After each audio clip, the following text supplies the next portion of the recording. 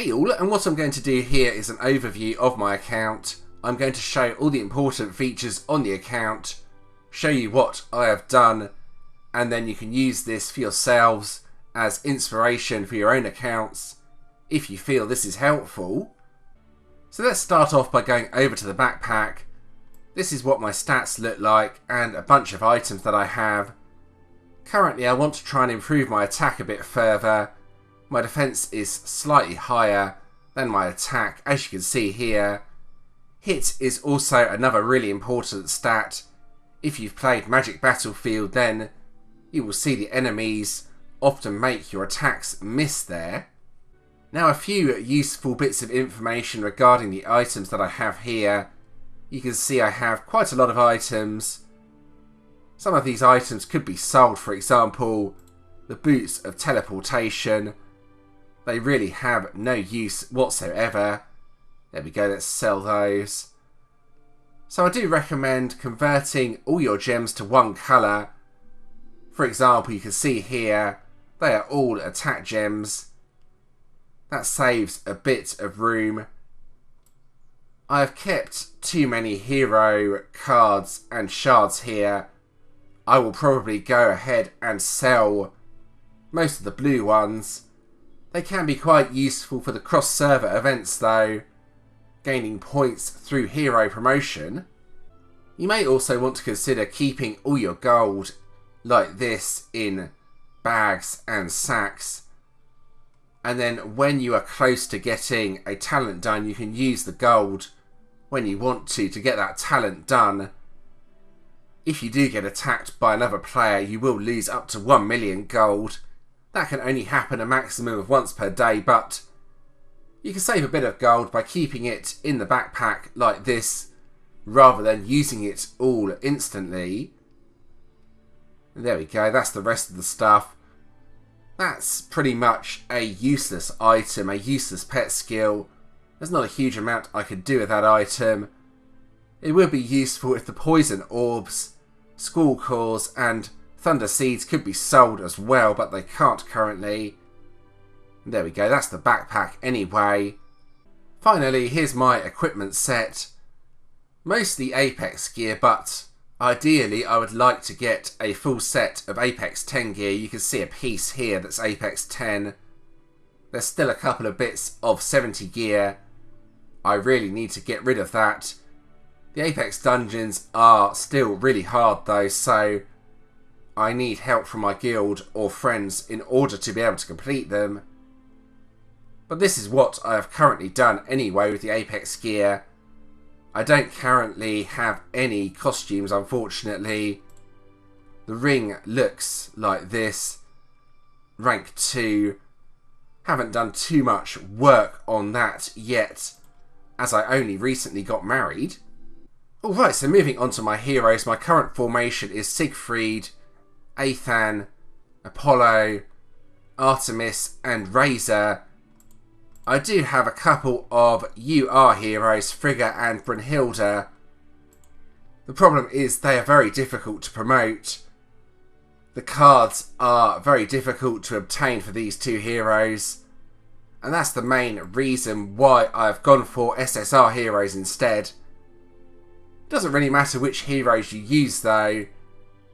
They all have their strengths and weaknesses. Obviously, if you can make UR heroes or the new quality after that and make them strong, they will be better, but SSR heroes are my choice for now anyway. Onto the skills. This is what level my skills are currently at. 1000 Blades is actually one of the most important skills, as it does absolutely huge damage.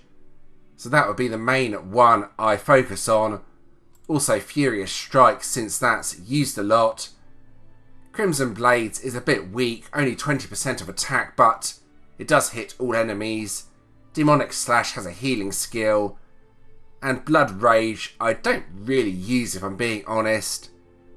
It's sometimes good for finishing off an opponent anyway. I will quickly mention you can get skill potions through the trading post. If we go up to the Colosseum shop, skill potions are sold here. I normally get one of those per day when I can afford it, as I think the skills are really important. Alright, let's close that and go back onto the skills. The living skills over here now. The only skill that really matters too much is a level 10 herbalist. Once that's level 10, you can go over to here on the map and start grabbing the herbs you can see here. For example, the earth root and peas. Then you can go over to the trade centre here and then sell them, and that gives black diamonds, like so. I already had a lot of herbs plus some plants that I had planted in the farm. Then you can go over to here and do a trade when there's good items that are reasonably priced. For example, this time around there was 2 of these lovely relic origins, and it was under 100k black diamonds, I believe, and that's really cheap, so I went ahead and got that. Also, don't forget, if you are farming herbs to rest each day, I only have a wooden bed, but it still gives a bit of your energy for harvesting the herbs back, so that's quite important anyway. Try and harvest as many herbs as you can. The orbs are quite difficult to get, and for that reason you want as many black diamonds as possible. So if we go over to the mana stone page, you can see here I have mana stones equipped in most of the slots.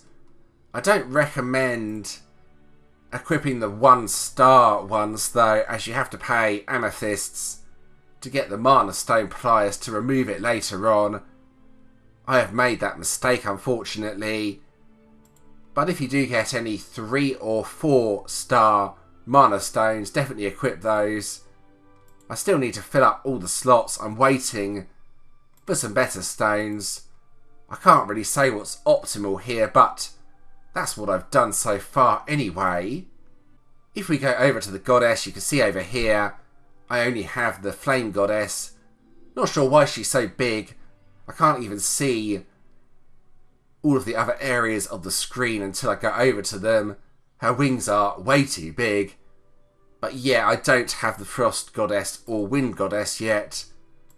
I will hopefully get them eventually though. There's not too much to talk about here, it's just use the items when you get them pretty much. But there we go, that's what I have done.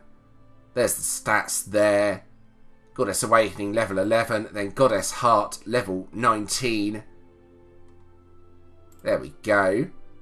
If we go over to Awakening, the orbs are just pretty much use when you get them, or Veins of Awakening. I don't have the other Awakening path unlocked yet. It should hopefully unlock pretty soon. If we go back to that, promote Caesar to rank 7, level 1 to unlock. I'm saving the Awakening Stones for when there's a cross-server consumption event up, which is why I haven't used them quite yet. Not too much to talk about here. It's similar with the Holy Wings, just use the orbs as soon as you get them, the Holy Essence and the Wings Soul. The Holy Feathers count towards the cross-server consumption event, which is why I'm saving them again. Transmogrify just means changing the wings you have equipped. These are the ones I have. You can actually get free wings from the daily check-in now as well, which definitely helps a bit. That's what I've obtained anyway so far. Then the Wings Soul is mainly from Magic Battlefield. I recommend going either all dark or all light. In this example I've gone all dark. Then a skill unlocks there as well. There we go. If we go over to the mounts, this is my current progress. I'm working on attack first, and the Beast Spirit Stones also are used in the cross-server consumption event, so I'm saving those. I use the mount orbs as soon as I obtain those though. That's my current progress then. Over here just shows some of the mounts I have obtained. couple of nice looking ones here you can see.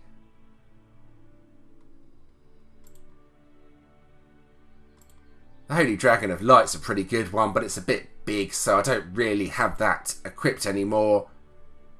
Then the mount equipment and these crystals that are equipped.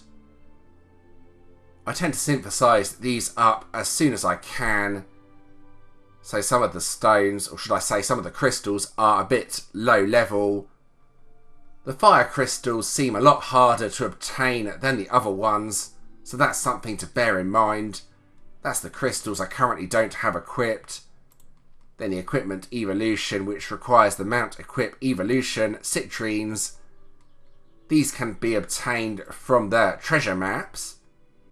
Right, so with the relics, this is what I have done. The most important thing is to equip 4 relics on your main character, and these are the 4 I've gone for so far. Holy Grail blocks have a 32% chance to trigger Saint's Crusade. Dragon Heart, this one is really important. Increases 5% defense per enemy kill. Helm of Invisibility, this is just one of my best relics. 32% chance to restore health, equal to 5% max health when dodging an attack. Then the Golden Apple, 15% chance to dispel all debuffs and restore 5% of max health. Now I do need the Death Tome, which is basically Dragon Heart, but for attack instead. As soon as I get that, I will swap out either the Holy Grail or the Golden Apple. But that's what I've done so far. The Relic Crystals again are saved for the cross-server consumption event. These are the relics I have obtained so far though. You can see here quite a few. And I will just go over to my heroes. I don't think it's that important which relics you equip on your heroes. Just you might as well to give a bit of extra battle rating. Then if we go over to the Sacred Mark. Here we go, these are the marks that I have obtained and which ones I have equipped. The Sacred Mark of Fortitude seems to come up far more often than the other ones, so I have one of those equipped in every single relic.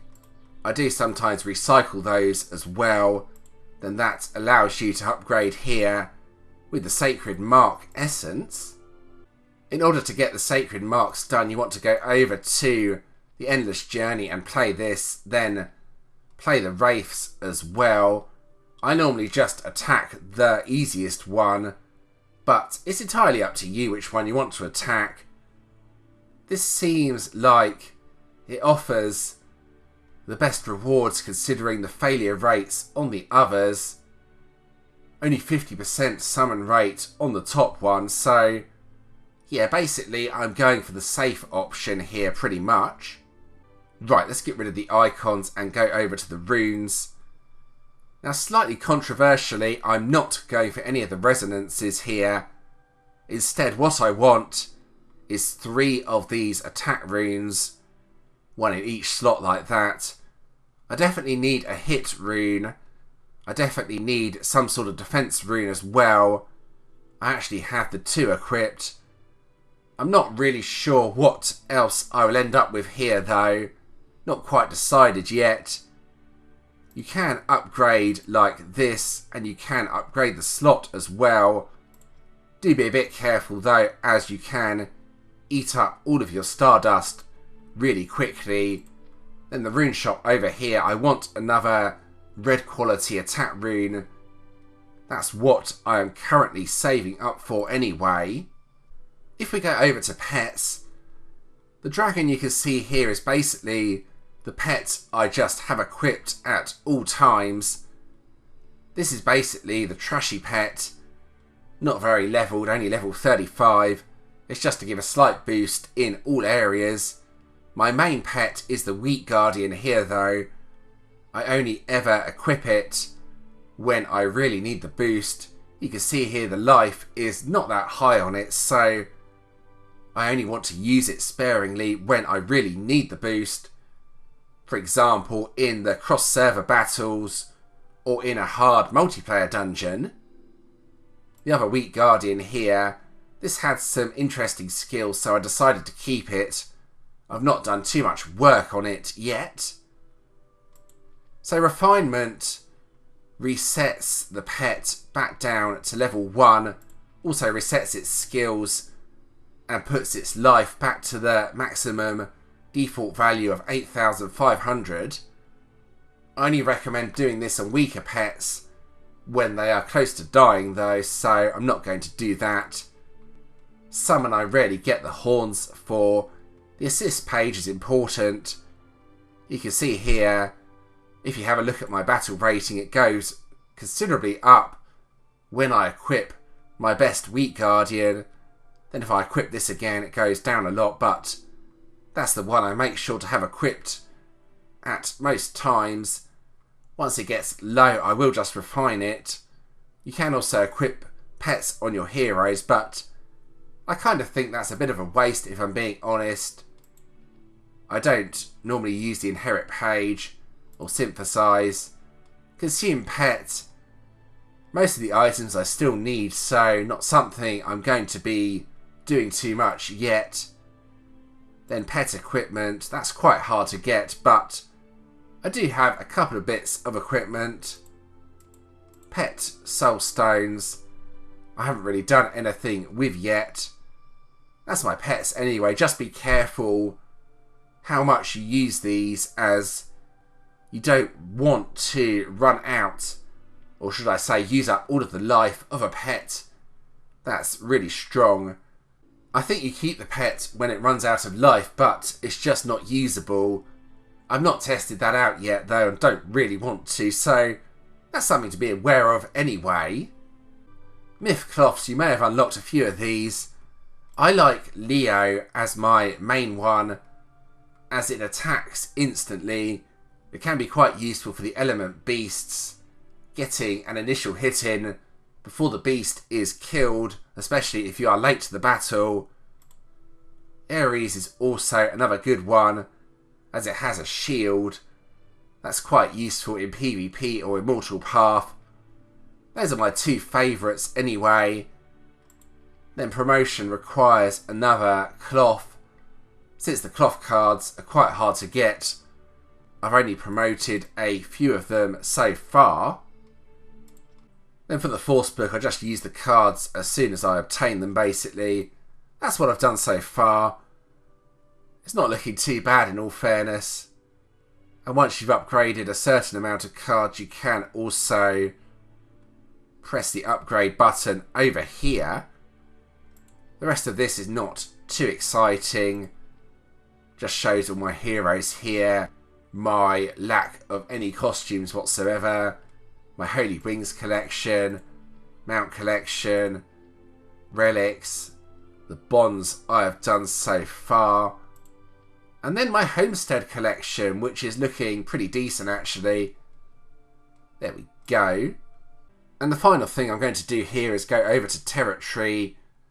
I will show you what I have done with my heroes and formations.